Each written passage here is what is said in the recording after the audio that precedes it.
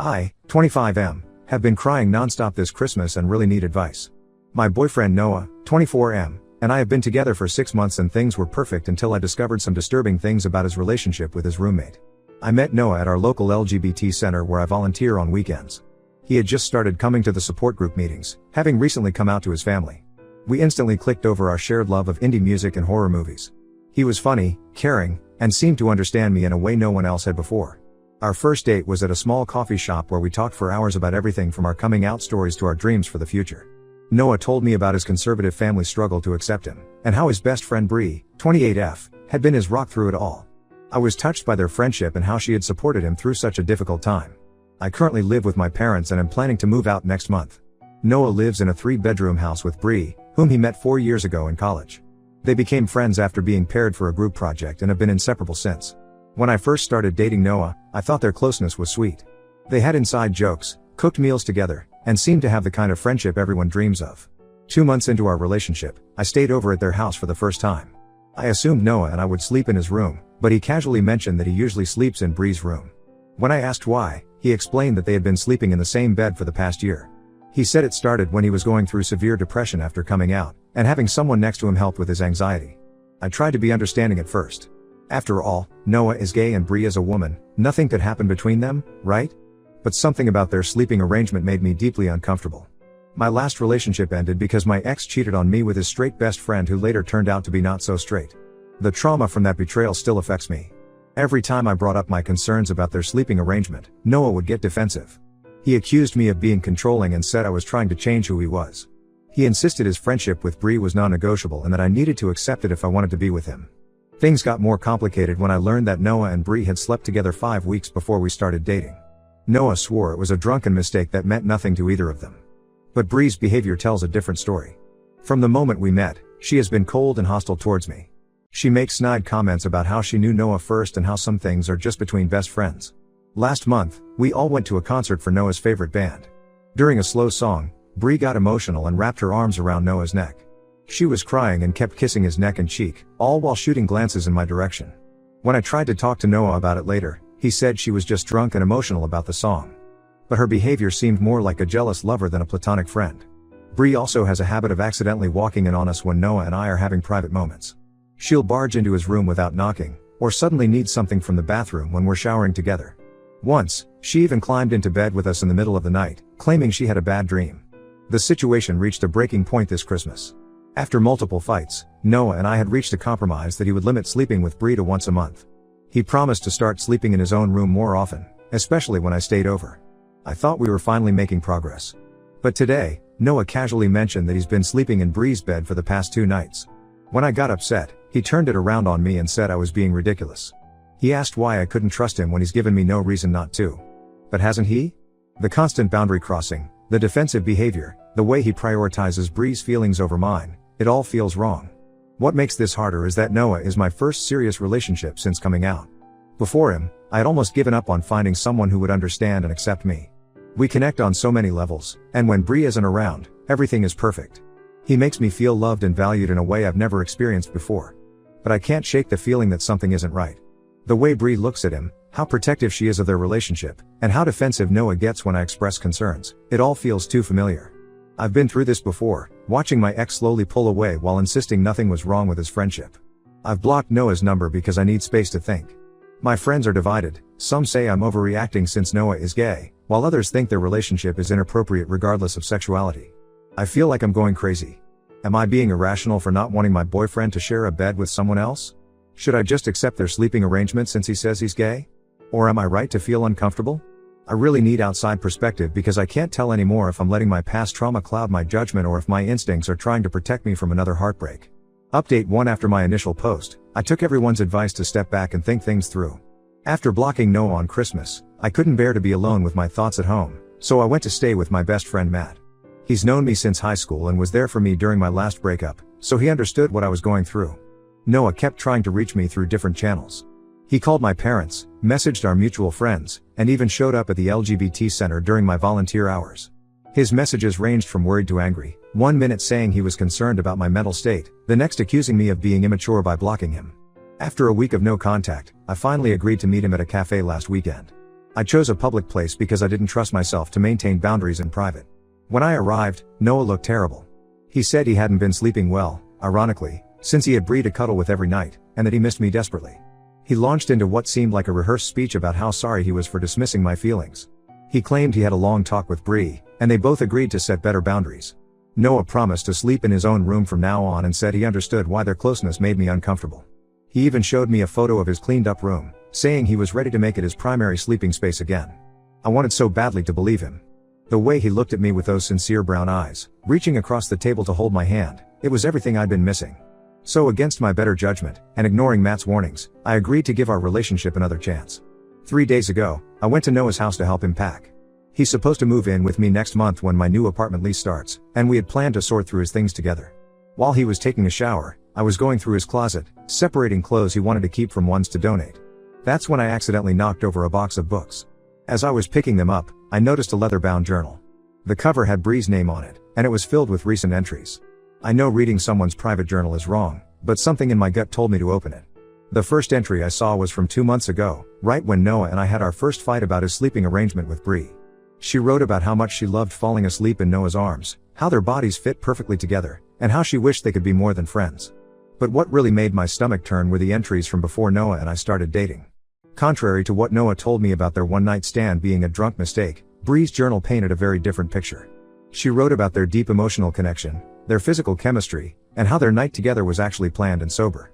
Worse still, she detailed how they continued sleeping together during the first month of my relationship with Noah.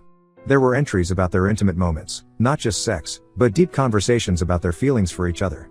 Noah had apparently told her he was confused about his sexuality and wasn't sure if he was gay, bisexual, or just in love with her specifically. She wrote about how hard it was watching him date me while still sharing intimate moments with her. The most recent entry was from just last week, while I was staying at Matt's place. Bree wrote about how Noah kissed her one night, telling her he was still confused about his feelings and wasn't sure if he was making the right choice by moving in with me. My hands were shaking so badly I could barely hold the journal. When Noah came out of the shower, I confronted him with it. At first, he tried to deny everything, claiming Bree had an overactive imagination. But when I started reading specific entries out loud, he broke down. He admitted that his relationship with Bree had always been more than friendship. They had been dancing around their feelings for years, occasionally crossing lines but never fully committing to each other. He said he genuinely fell for me and thought being with me would help him move on from Bree, but he couldn't ignore their connection. I felt like I was going to be sick. Every night they spent together, every time he dismissed my concerns, every moment I felt crazy for being jealous, it was all based on lies. Our entire relationship started while he was still involved with Bree, and he had been stringing us both along ever since. I called Matt to pick me up immediately. While I was waiting, Noah kept begging me to stay and talk things through. He promised to cut off all contact with Bree, even offering to move out that day. But how could I believe anything he said anymore? Later that night, Bree had the audacity to message me.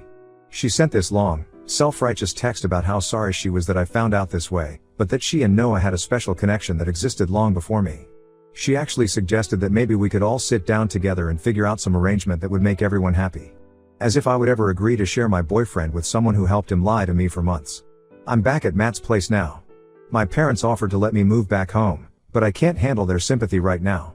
They really like Noah, and I can't bear to explain to them how thoroughly I was fooled. Matt has been incredible through all of this, letting me cry and rant at all hours, making sure I eat, and never once saying I told you so even though he had expressed doubts about Noah and Bree's relationship from the start. I feel like such an idiot for ignoring all the red flags. Everyone in the comments of my first post warned me that something wasn't right, but I wanted so badly to believe Noah was different. Now I don't know what to do. Should I tell our mutual friends the truth about them? Should I just disappear and never look back? How do I even begin to trust anyone again after this? Update 2. After my last update, I realized I couldn't keep their deception to myself anymore. The weight of carrying their secret was eating me up inside. I decided to tell our mutual friends what happened, sending screenshots of the most revealing journal entries to our group chat. The responses were intense and divided. Some friends like Sarah and James immediately cut ties with Noah and Bree, disgusted by their manipulation. Others, particularly Noah's college friends, accused me of violating Bree's privacy by reading and sharing her journal entries. They said I was being vindictive and trying to ruin their reputations. But then something unexpected happened. A guy named Alex from Noah's workplace reached out to me through Instagram. He said he had dated Bree for 2 months last year when she claimed to be single. Their relationship ended suddenly when she said she wasn't ready for commitment. Alex told me he often saw her being unusually intimate with her gay best friend Noah, but whenever he questioned it, Bree would remind him that Noah was gay and he was being homophobic for suggesting otherwise. After Alex's message, 2 other guys came forward with similar stories. One had dated Bree for 3 months, another for 6 weeks. Both relationships ended the same way, with Bree pulling away while maintaining her intense friendship with Noah. Meanwhile, Noah would date men, using his friendship with Bree as proof that he was completely gay and not interested in women. The most eye-opening message came from Noah's ex-boyfriend Jake. He reached out saying he went through exactly what I did last year. Noah had given him the same excuses about Bree being just a friend and about being completely gay. Jake described identical patterns: the shared bed, the boundary crossing, the gaslighting when he expressed concerns. Jake eventually caught them being intimate and got the same story about Noah being confused about his sexuality. Armed with all this information, I confronted Noah one last time. Instead of his usual denials, he finally broke down and told the truth. He admitted that he and Bree had been in love since college but were both too scared to commit. They used other relationships as covers while maintaining their emotional and physical connection. He claimed he truly cared for me and Jake, but could never fully commit because of his unresolved feelings for Bree. A week after my confrontation, Noah and Bree made their relationship official on social media. They posted this long, self-righteous statement about finally embracing their truth and how they were tired of hiding their real feelings. They painted themselves as victims of societal pressure and fear, completely glossing over how many people they hurt along the way. What shocked me most was how many friends congratulated them. People who knew what they did to me, Jake, and others were suddenly celebrating their beautiful love story. Some even suggested that I should be happy for them finally finding the courage to be together. The whole situation has left me questioning everything I thought I knew about relationships and trust. Finding out I wasn't their first victim made me feel less stupid, but also more angry. This wasn't just confusion or mistakes, it was a calculated pattern of manipulation they had perfected over years. I've started looking for my own apartment now. Matt offered to let me stay with him until I find a place, but I need my own space to heal. I've also started attending a different LGBT support group, one where Noah and Bree don't go. It helps to connect with people who understand what it's like to explore your sexuality without manipulating others in the process. Noah still tries to reach out occasionally through mutual friends. He claims he wants to make amends and maintain a friendship. Bree has also tried contacting me, suggesting that we could all be friends now that everything is out in the open. Their lack of remorse is astounding. Some mutual friends keep pressuring me to forgive them, saying they were just scared and confused. But I can't see their behavior as anything but cruel and selfish. They didn't just lie to me, they orchestrated an elaborate deception that they had practiced on multiple people before me. I'm still processing all of this, but at least now I know I'm not crazy. All those instincts I ignored, all those red flags I dismissed, they were trying to warn me about exactly what was happening. I just wish I had listened sooner. Update 3: Last week, I had an unexpected encounter with Bree at my regular coffee shop. She spotted me and immediately walked over, looking distressed. She told me she and Noah were having serious problems. According to her, Noah was depressed, constantly talking about me, and regretting his decision to choose her. She suggested that maybe Noah and I could work things out since their relationship wasn't the fairy tale they expected. I simply picked up my coffee and walked away. Later that day, Noah started bombarding me with messages. He said choosing Bree was the biggest mistake of his life and that their relationship was toxic. He claimed he finally realized he was truly gay and that his feelings for Bree were just confusion stemming from their codependency. He begged for another chance, promising things would be different this time. Noah sent long paragraphs about how much he missed me, how he couldn't stop thinking about our plans together, and how empty his life felt without me. He even said he had started therapy to work through his sexuality and attachment issues. Part of me felt a twisted satisfaction seeing their perfect relationship crumble, but mostly I felt nothing. I replied with a single message telling him to never contact me again. I explained that his sexuality wasn't the issue, his dishonesty and manipulation were. I told him I hoped he would figure himself out, but it wouldn't be with me as his backup plan. The next day, Matt called to warn me that Noah and Bree were spreading a different version of events. They were telling people that I was harassing them, trying to break up their relationship, and couldn't accept that Noah had chosen Bree. Some of our mutual friends actually believed them and started sending me angry messages about letting go and moving on. That was the final straw. I posted everything: the journal screenshots, messages from their other exes, their own admissions of guilt, and the recent messages where they tried to get me back, in our friend group. Then I blocked everyone connected to them and deleted my social media accounts. I was done playing their games. I moved into my new apartment last week, and it feels like a fresh start. Matt and a few other true friends helped me move and have stuck by me throughout this mess. My new place is in a different part of town, far from their usual haunts. I've even started seeing someone new, casually and slowly, but it feels honest and real in a way things with Noah never did. Looking back, I realize that Noah and Bree are perfect for each other. They're both manipulative people who care more about their own desires than who they hurt along the way. They can continue their toxic cycle with each other or find new people to deceive. Either way, I'm done being part of their story. To everyone who told me to trust my gut in my first post, thank you. You were right. Sometimes the hardest part isn't losing someone you love, it's accepting that they were never who you thought they were in the first place. I'm focusing on building my own life now. I've thrown myself into my work, started taking boxing classes as an outlet for my anger, and am planning a trip with Matt and some friends. For the first time in months, I'm actually excited about the future. Some stories don't need a perfect ending, sometimes walking away is the best ending you can write for yourself.